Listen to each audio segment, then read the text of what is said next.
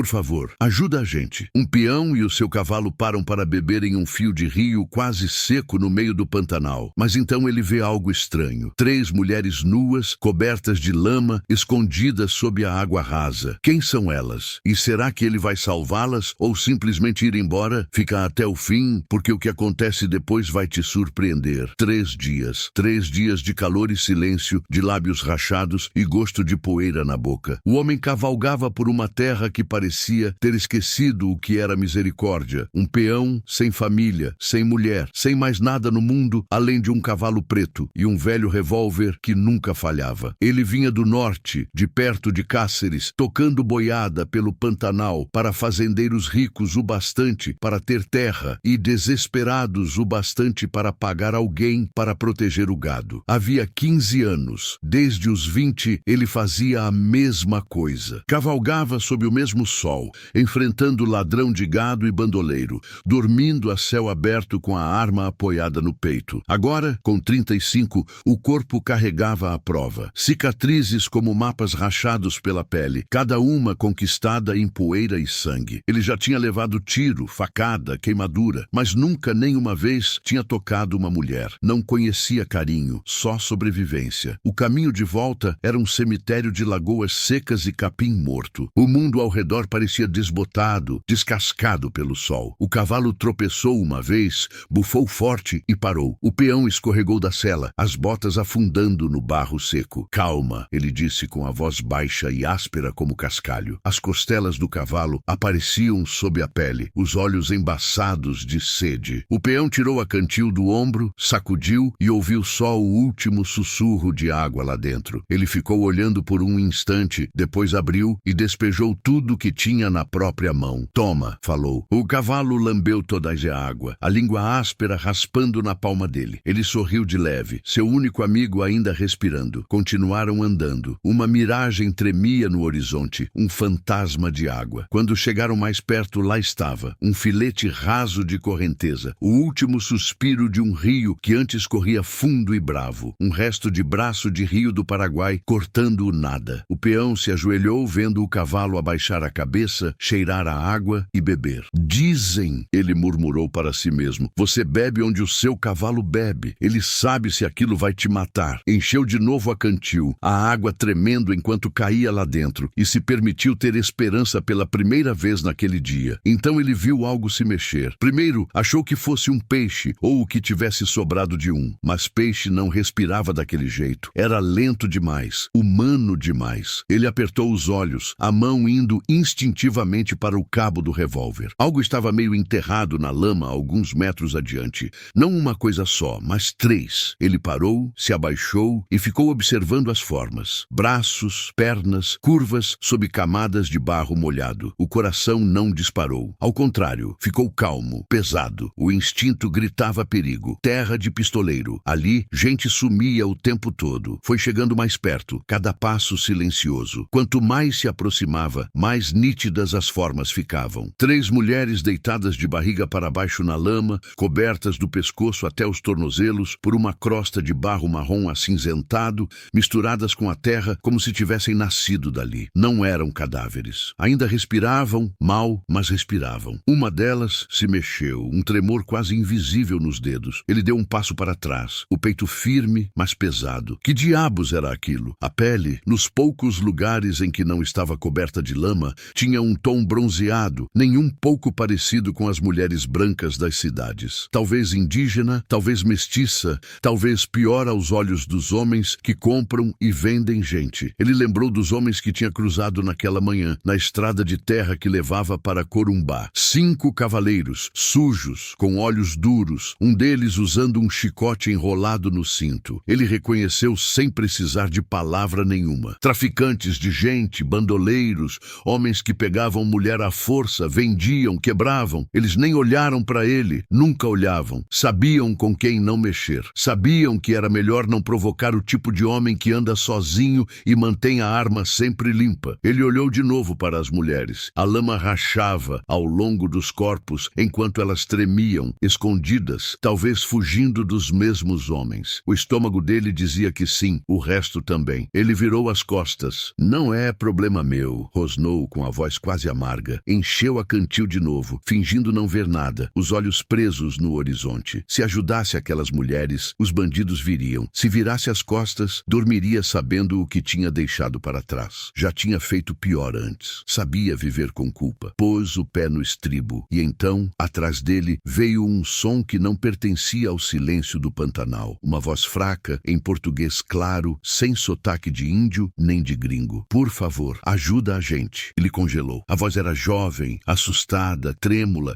como se não tivesse sido usada fazia dias. Não era voz de índia da região. A mandíbula dele travou, virou a cabeça devagar. Uma das figuras tinha levantado um pouco o rosto da lama, os lábios rachados, os olhos em carne viva de tanta desesperança. Por favor, ela sussurrou de novo. Não deixe a gente aqui. Por muito tempo, ele não se mexeu. Depois suspirou, puxou o revólver e começou a caminhar na direção delas. Se eu ajudar vocês, disse, vocês ficam quietas, não se mexem a não ser que eu mande. Não me dão motivo para me arrepender. Ele se agachou ao lado da primeira mulher, os olhos dela rolando fracos na direção dele. Você fala português de cidade. Quem é você? Ela só balançou a cabeça. Depois, arranhou, quase sem voz. Ele assentiu uma vez, guardou a arma no coldre e ajudou a erguer o tronco dela. O corpo inteiro tremia, coberto de lama seca. Debaixo da terra grudada na pele, ela estava completamente nua. As outras também. Ele desviou os olhos, o maxilar travado, tirou o casaco comprido e jogou sobre os ombros dela. Levanta-se, Der. Ela tentou e falhou. Ele segurou antes que ela caísse de cara no chão. Tá bom, eu te seguro, assobiou baixo. O cavalo preto levantou a cabeça, obediente e silencioso. Ele ergueu a mulher mais fraca e colocou na sela. Depois, fez sinal para as outras subirem. Duas mal conseguiam se mexer. E a que falava, a da voz clara, forçou o próprio corpo até ficar de pé, ajudando as companheiras. Quando as três estavam no cavalo, ela ficou ao lado dele, indo a pé. Ele olhou de lado. A lama estava espalhada pelo cabelo, pelo rosto, pela pele meio seca, e nos olhos havia algo que ele não via há anos. Confiança. Começaram a andar. O sol morria, deixando riscos vermelhos atrás das árvores retorcidas. Ninguém falava. O ar era grosso de cansaço e de outra coisa. Algo que parecia quase humano de novo. O peão puxava o cavalo pelas rédeas, o passo lento, mas firme. A mulher que falava português tropeçou uma vez, depois outra. Ele segurou todas as vezes, até que, enfim, o corpo dela desligou de vez. Ela desabou. Ele soltou outro suspiro pesado, se abaixou, pegou-a no colo e a carregou como se não pesasse nada. Quando a casinha dele apareceu à distância, o mundo já estava quase preto. O vento uivava no capim seco. Ele parou no alto de uma pequena elevação, olhando o contorno apagado da própria casa, e por muito tempo não se mexeu. Tinha trazido o problema junto consigo, sentia isso no osso, mas era tarde demais para voltar atrás. Depois de uns 15 minutos arrastando as botas pela poeira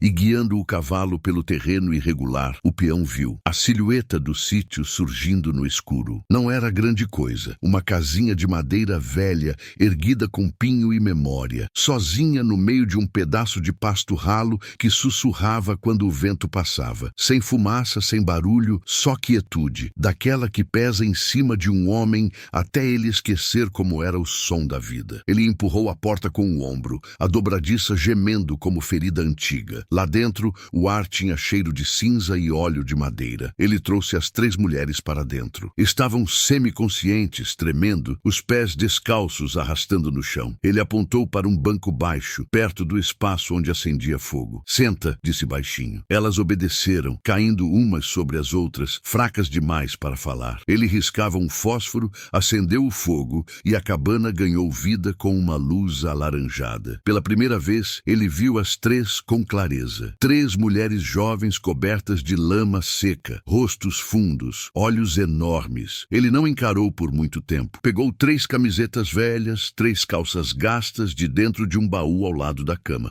Colocou tudo em cima da mesa. Roupa, disse. Atrás da casa tem um tambor com água. Dá para se lavar, se quiserem. Elas olharam sem se mexer. Vou pegar comida, acrescentou. Aqui vocês estão seguras. Saiu, fechando a porta atrás de si. A noite engrossara, o vento mais frio. Ele foi até a portinhola perto da varanda, levantou e desceu para baixo da terra. O porão de mantimentos era úmido e quieto. O fôlego dele saindo em nuvem fria. Prateleiras alinhadas com potes e sacos o que restava do último inverno. Ele pegou o que tinha: um pedaço de pão duro, 2 garrafas de leite guardado, um punhado de feijão seco, o suficiente para manter um homem vivo, não para dar conforto. Subiu de novo, entrou, pôs uma panela no fogareiro pequeno. O leite chiou quando começou a esquentar. O pão tostou na chapa. Os movimentos do peão eram lentos, quase um ritual. Ele não tinha pressa. 15 anos vivendo de repetição. Acende o fogo, limpa a arma, arruma a cela, cozinha para um. Naquela noite eram 4. E só essa ideia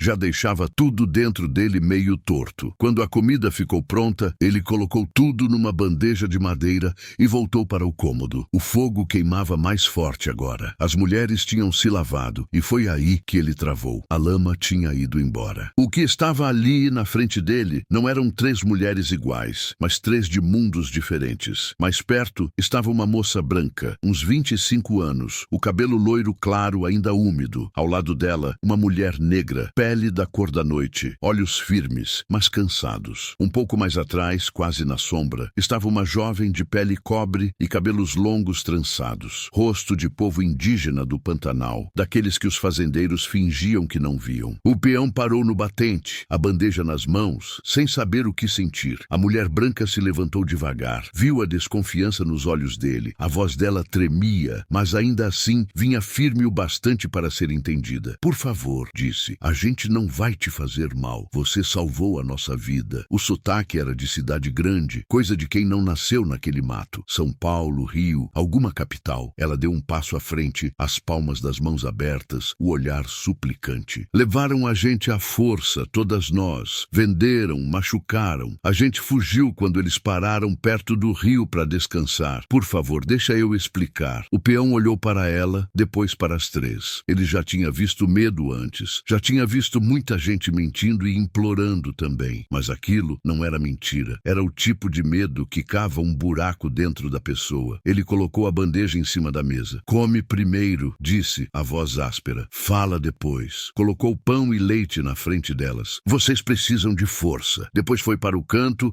sentou e ficou só olhando em silêncio. Elas hesitaram. Depois começaram a comer. Rasgavam o pão devagar, mastigando como gente que tinha esquecido o que era comida. Ele via a respiração ficando menos pesada, a cor voltando um pouco aos rostos, com a luz do fogo batendo. Quando o último pedaço de pão acabou, o peão se inclinou para a frente. Agora fala! A mulher branca limpou os lábios com as costas da mão, as mãos tremendo. Levaram a gente faz umas 3 semanas, começou. Amarraram tudo com corda. Disseram que iam vender a gente lá pro sul, pra bordel de beira de estrada, pra quem pagasse mais. Eram 5 homens. Ela olhou para a indígena, depois para a negra. Apontou com o queixo para a moça de trança. Foi ela que cortou a corda. Achou uma pedra, foi roçando até arrebentar. A gente correu até a perna não aguentar mais. Quando chegou perto do mato, só tinha campo aberto para frente. Se a gente atravessasse, eles iam ver de longe. A gente ouviu o barulho dos cavalos vindo. Foi quando ela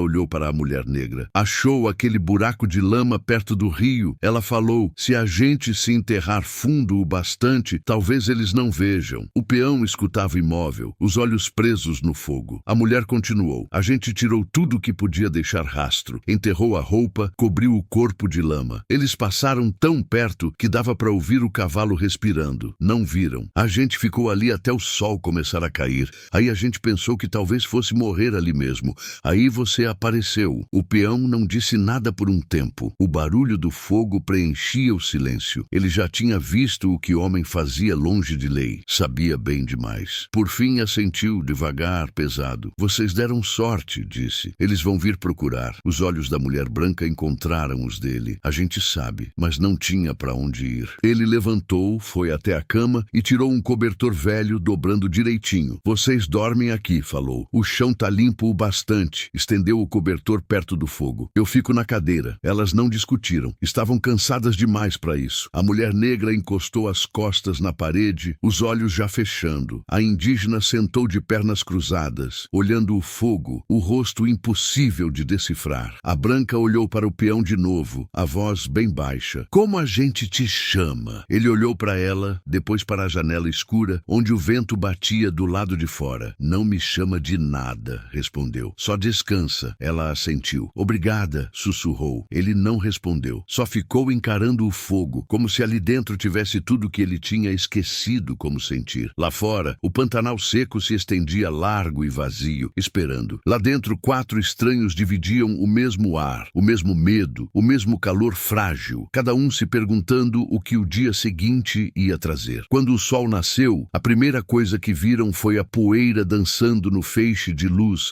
que escapava pelas frestas das tábuas da cabana. O fogo ainda estava morno e o peão já estava acordado, sentado perto da porta, de bota no pé e espingarda atravessada no colo. Ele não vigiava elas. Escutava o cavalo respirando lá fora, o vento empurrando a madeira velha, o silêncio que pela primeira vez não parecia ameaça. Quando a mulher branca se mexeu, ele levantou os olhos, não disse nada, só inclinou a cabeça como quem diz sem palavra: "Você tá segura?" Ela puxou o cobertor mais para perto do pescoço e sussurrou: "A gente nem te agradeceu direito." Ele deu de ombros: "Não salvei vocês para ganhar obrigado." A voz dela saiu pequena, mas firme. "Então, mesmo assim, obrigada." Ele levantou, despejou água de uma chaleira amassada em uma caneca de lata e entregou para ela. "Você tem nome?" Ela hesitou, depois disse: "Clara." Ele assentiu. "Nome bonito." Ela apontou com o queixo para as outras, ainda dormindo perto do fogo. "Aquela ali é a Joana," falou baixinho. "E ela é a Nara." O peão parou por um segundo, deixando os nomes pendurados no ar. "Joana," repetiu. "Nara." Esperou. Depois disse: "Já me chamaram de João. João Duarte." As 3 olharam para ele e alguma coisa no ambiente pareceu se firmar de um jeito novo, como se ouvir o nome dele deixasse tudo mais sólido, mais humano. Clara sorriu de leve. "Então, obrigada, João." Ele virou para a porta. "Se vocês quiserem ficar por uns dias, podem ficar. Eu dou um jeito de arrumar comida." Saiu para o ar fino da manhã. A terra se estendia silenciosa e sem fim. Um silêncio que só o interior conhecia, onde o tempo e o som se perdiam na mesma poeira. O sítio parecia pequeno em meio à imensidão,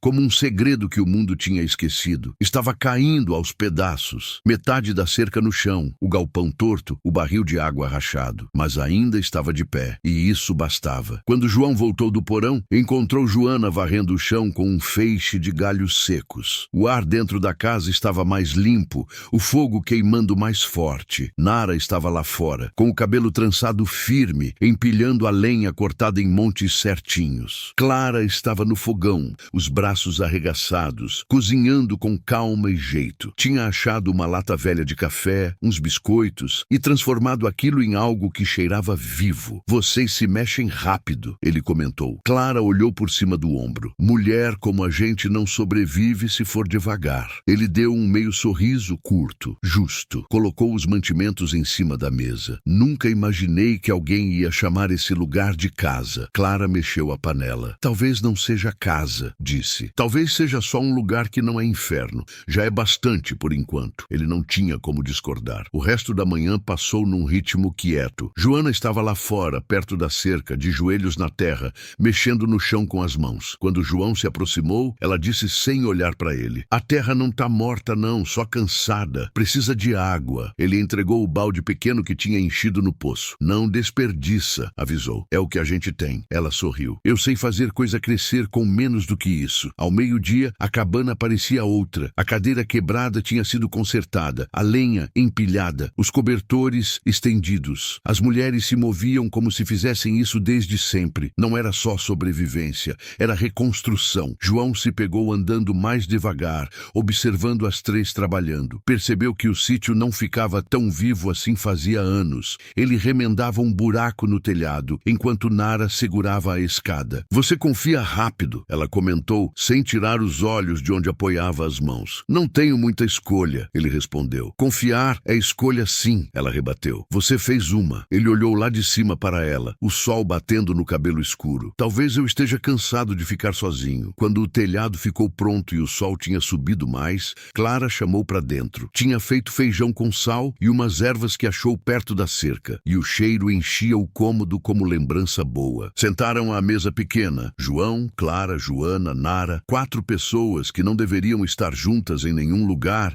e ainda assim pareciam encaixar ali. Por um tempo ninguém falou, só comeram. Depois Clara perguntou: "Você ficou aqui sozinho esse tempo todo?" "Tempo suficiente," ele respondeu. "E nunca pensou em ir embora?" Nara, ele balançou a cabeça. O mundo lá fora é pior do que isso aqui. Pelo menos esse pedaço de chão fica quieto. Joana se inclinou um pouco à frente. Quieto é bom, mas quieto demais faz a gente esquecer como se escuta. Ele olhou para ela, depois para as outras, os rostos macios com a luz do fogo. Talvez, disse baixo, mas tem gente que escolhe esquecer de propósito. Nara assentiu devagar. Então, talvez esteja na hora de lembrar. As palavras ficaram ali, simples e pesadas. João não respondeu, só ficou olhando para as três. As mesmas que encontrou enterradas na lama, agora limpas, vivas e fortes, debaixo do teto dele. O fogo estalou, e lá fora o vento passou pelo capim seco como um sussurro. Alguma coisa se mexeu dentro dele naquele momento. Não algo barulhento, mas fundo. Um homem que passou 15 anos protegendo a vida dos outros, de repente,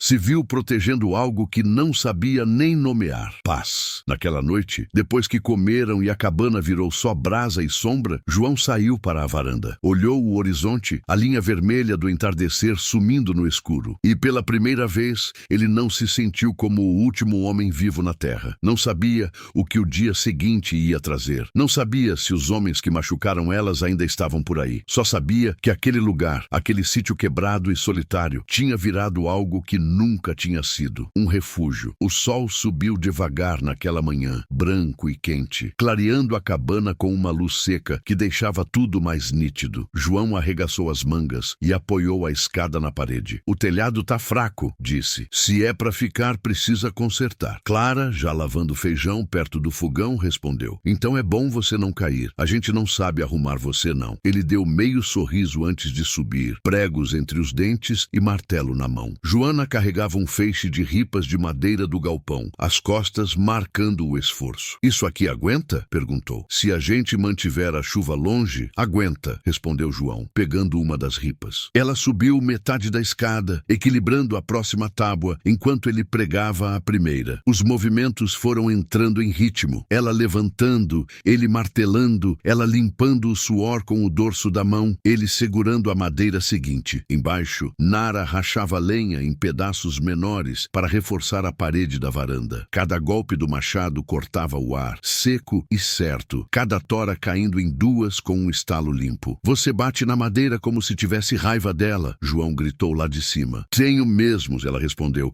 Ela caiu no meu pé. Ele soltou uma risada curta, baixa, que até ele estranhou. Clara, lá dentro, ouviu e sorriu sozinha, mexendo a panela de ensopado no fogão. O cheiro foi se espalhando pela casa. Carne dura amaciando na panela, cebola, um pouco de folha cheirosa que ela tinha catado perto da cerca. Ao meio-dia, o telhado estava pronto. João desceu, esticando os ombros, as mãos vermelhas e com alguns cortes abertos. Joana entregou um pano úmido. Você trabalha como se estivesse querendo provar alguma coisa, comentou. Talvez eu esteja, ele respondeu, encostando o pano na palma da mão. Pra quem? Ela insistiu. Ele olhou na direção da casa, onde Clara arrumava a mesa. Pra mim mesmo, talvez. Lá dentro, o ar estava quente, cheio de cheiro de comida e poeira assentando devagar. Clara tinha colocado 4 pratos. O ensopado fervia grosso na panela. Nara entrou por último, enxugando os braços com um pano, a pele brilhando de suor e serragem. Sentaram os 4, silenciosos por um segundo antes de Clara servir. Come enquanto tá quente, disse. Vocês trabalharam para isso. Comeram devagar, sem pressa, sem palavra no começo. Só o barulho das colheres raspando o fundo do prato. Joana levantou os olhos. João, disse, por que você mora aqui sozinho? A pergunta ficou pendurada por um instante. Ele não respondeu de imediato. Largou a colher, os olhos fixos no fogo. Não planejei, falou enfim. Só acabou sendo assim. Clara se inclinou um pouco, os cotovelos apoiados na mesa. Há quanto tempo? Comprei esse pedaço de terra faz uns 5 anos. Gastei quase tudo que juntei tocando boiada pros outros. Achei que ia sossegar, construir algo que valesse a pena. Joana perguntou baixinho. E conseguiu? Ele deu uma risada sem humor, seca. Você tá sentada bem no meio do resultado. Elas sorriram de canto, mas Nara continuou olhando para ele, séria. Você não nasceu por aqui, afirmou. Não. Fiquei órfão cedo. Nunca soube quem eram meus pais. Fui rodando de fazenda em fazenda, aprendendo a montar antes de aprender a ler. Com 20 anos, já estava trabalhando armado, levando gado para longe. Fazendeiro me pagava para manter o rebanho vivo. Às vezes isso queria dizer matar alguém. Joana inclinou a cabeça. Você falou que já salvou gente. Ele assentiu, passando o dedo por uma uma cicatriz que ia do pulso até o cotovelo. Mais gente do que eu consigo contar. Caravana, família, viajante, qualquer um que pagasse ou não soubesse atirar. A última vez foi há 2 anos, no inverno daqueles, quase lá para os lados da fronteira. Uma família emboscada por ladrão na estrada de terra. Tirei o menino debaixo da carroça. Ele morreu no meu braço. A voz dele foi sumindo. Você faz isso tempo demais e começa a se perguntar se salvar uma pessoa não é só o jeito de perder outra depois. Por um momento ninguém disse nada. O fogo estalava, o ensopado borbulhava devagar. Então Clara falou suave: ainda assim você salvou. Isso importa. João olhou para ela com algo difícil de ler no olhar. Talvez, murmurou. Ou talvez só tenha me deixado bom em enterrar gente. Nara quebrou o silêncio. Firme, mas calma. Você trouxe a gente para cá. Você salvou. Isso não é pouca coisa. Ele assentiu devagar, encarando as próprias mãos, os nós dos dedos rachados. Talvez seja alguma coisa. Terminaram a refeição quase em silêncio, mas já não era um silêncio vazio. Tinha peso, tinha respeito, talvez até gratidão. Clara encheu de novo a caneca dele. Joana reclinou na cadeira, cantarolando baixinho uma música antiga. Nara levantou e conferiu a tranca da porta, o corpo ainda sempre em alerta. Do lado de fora, o céu começava a ficar vermelho, daquele jeito que avisava que o dia estava acabando. Quando a luz foi sumindo, João voltou para a varanda. O campo se estendia plano, a cor de ouro dando lugar ao preto. O sítio estava quieto, respirando. Lá dentro dava para ouvir a risada tímida das mulheres. Coisa baixa, verdadeira, frágil. Por um instante, ele chegou a imaginar que aquilo podia durar. Mas a quilômetros dali, numa cidadezinha de rua única e bar de madeira, a porta de um boteco se abriu rangendo. Um homem entrou cambaleando, meio bêbado, olhos vermelhos, voz alta o bastante para todo mundo ouvir. Fiquei sabendo de uma coisa estranha lá pros lados do Pantanal, disse batendo o copo no balcão. Aquele peão que mora isolado, o tal do João Duarte, dizem que agora tem casa cheia de mulher lá com ele. 3, tudo bonita. Os homens da mesa levantaram o olhar. 5 deles. Rostos que João reconheceria. Os mesmos que um dia amarraram Clara, Joana e Nara com corda e riso na boca. Um deles cuspiu dentro do copo, sorrindo torto. É mesmo? E eu achando que ele fosse mais esperto do que isso. Outro encostou na cadeira, as botas rangendo. Então a gente vê o quanto ele é esperto quando for buscar o que é nosso. O dono do bar congelou no meio da limpeza de um copo, os olhos batendo na porta como se o vento tivesse ficado mais frio de repente. Lá fora, os cavalos batiam casco no chão, inquietos. O chefe, um homem alto com uma cicatriz cortando o lábio, se levantou devagar. Sela os cavalos, ordenou. Se o tal do João quiser brincar de marido, vamos fazer uma visita. De volta ao sítio, João estava debaixo da luz amarela fraca da varanda. Sem saber da tempestade que já vinha na direção dele, enfiou a mão no bolso do casaco, puxou o velho revólver, girou o tambor uma vez, ouvindo o som metálico. Lá dentro, Clara chamou baixinho. João, você vem entrar? Ele virou, viu a figura dela na porta, o brilho do fogo atrás. Já vou, respondeu. Só tô olhando o céu. Ela sorriu de leve. Viu alguma coisa? Ele fitou o escuro, onde o vento começava a mudar de jeito. Ainda não, disse, mas tá vindo. Uma semana passou no formato de pequenas rotinas e uma vigia silenciosa. Eles plantaram o que deu, arrumaram cerca, dormiram com a porta da cabana sempre trancada. O pequeno mundo que João tinha reerguido, telhado remendado, lenha empilhada, uma horta tímida, parecia frágil e precioso, como uma verdade que qualquer vento mais forte podia levar. No 7º dia, o mundo lá fora quebrou essa calma. O mesmo homem de bafo de cachaça e língua solta entrou no boteco da cidade e contou a história em voz alta de novo. Aquele peão largado lá pro fim do mundo, agora tá com 3 mulheres morando com ele. Bonita que só. Foi o suficiente. As palavras acharam o ouvido certo. Ouvidos que já tinham sido donos daquelas mulheres, que já tinham trocado carne humana por dinheiro. Eles montaram, cavalgavam forte, cavalgavam com a calma perigosa de quem já fez maldade por muito tempo. Chegaram no sítio depois do meio-dia, uma nuvem de poeira vindo junto com eles, sombras compridas e famintas atravessando o terreiro. 5 figuras desceram dos cavalos e ficaram na varanda como se o chão fosse deles. O chefe era um homem largo, cicatriz no lábio e um olhar que não piscava. Se apoiou no calcanhar da bota e gritou com uma voz que já tinha quebrado mais osso do que pedido licença. João Duarte, chamou. A gente ficou sabendo que você está escondendo umas mulheres aqui. Entrega elas. Dá elas pra gente e nós vamos embora. Não entrega e você morre aqui mesmo. João apareceu na porta devagar, como o sol escorrendo pelo beiral. Não botou a mão na arma de imediato. Deixou o calor e o silêncio trabalharem a favor dele. Tirou o casaco com mãos de quem já viu coisa demais. Por baixo, a camisa grudada no corpo mostrava o mapa da vida dele. Cicatrizes como rios claros e tortos, marcando peito, braço, costela. A maior cortava perto de onde o coração batia. O chefe estreitou os olhos, um sorriso pequeno puxando a boca. Parece fácil de matar, velho. O polegar de João passou pela cicatriz na costela. A voz dele veio baixa, firme. Essa quase me matou mesmo, disse. Me derrubou quando eu tentava impedir um ataque numa comitiva de gado. Antes de apagar, levei uns 5 comigo. Matei todo homem que encostou na boiada que eu estava protegendo. Se você quiser testar, vai descobrir que eu sou bom em terminar o que começo. Tinha aço na voz agora, e cada homem ali sentiu a mudança no ar. O chefe deu um passo à frente,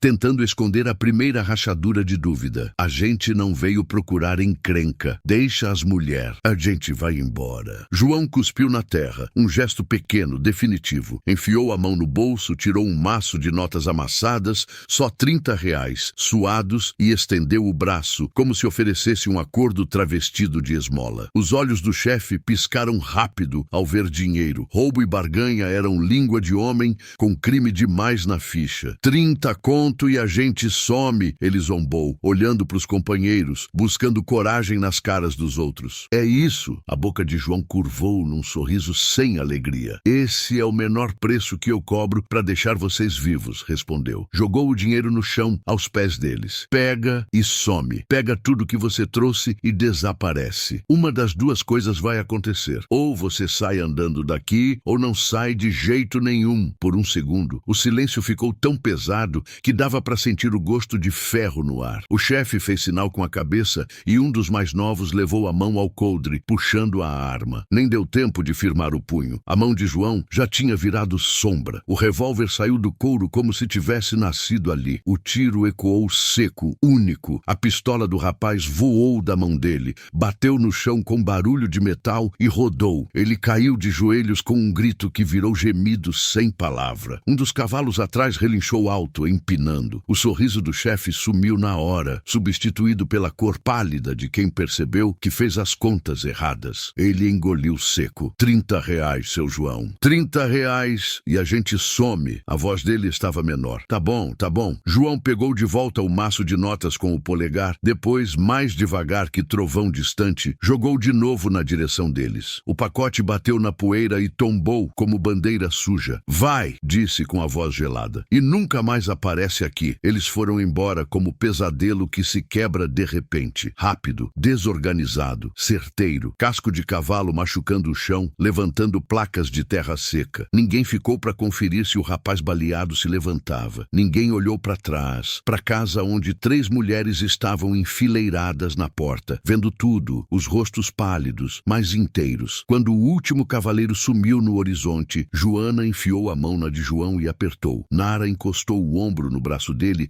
e Clara ficou firme ao lado, orgulhosa demais para desabar. Ninguém falou primeiro. O ar ainda vibrava com o eco do tiro e com a ausência do som das botas alheias. João voltou para dentro e sentou na cabeceira da mesa onde, no dia anterior, eles tinham comido feijão e pão duro. Ele se sentia velho, sim, e cansado, mas havia outra coisa no fundo dos ossos. Algo como um acerto que ele nunca imaginou merecer. Clara colocou pratos à frente deles, simples e precisa, e Joana trouxe água, enquanto Nara empilhava lenha num canto, como se estivesse ensaiando paz dentro daquele cômodo. Nenhuma delas pediu herói, nenhuma delas implorou por salvador. O que elas precisavam era de um homem que ficasse. Ele tinha apertado o gatilho uma vez para elas continuarem respirando, e isso era o suficiente. Depois daquilo, viveram de um jeito que o mundo raramente permite, sem cerimônia, sem promessa, mas com um tipo de acordo mais profundo que papel assinado. Não teve casamento na igreja, nem aliança, nem padre, não teve sobrenome trocado em cartório. Em vez disso, eles foram se encaixando como peça de quebra-cabeça que finalmente acha lugar. Clara continuou cozinhando com o mesmo cuidado ferrenho,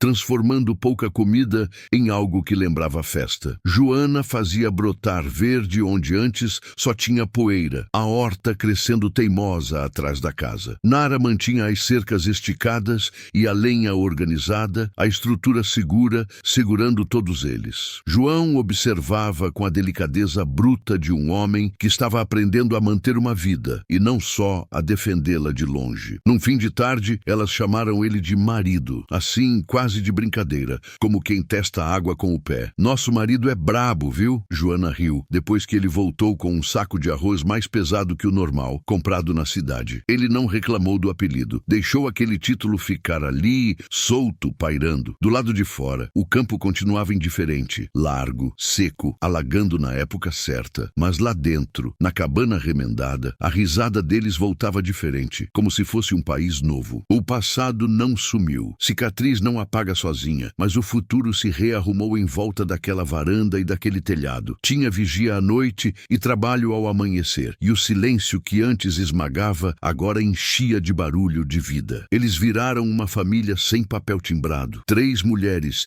que finalmente tinham espaço para respirar e um homem que, enfim, tinha encontrado motivo para ficar. Amanhã, depois do confronto, nasceu devagar, dourada. Quando João pisou na varanda, a casa atrás dele estava viva, com uma prova simples de que ele tinha feito sua escolha. 3 pares de pegadas voltando para dentro e uma luz na janela que antes nunca existiu.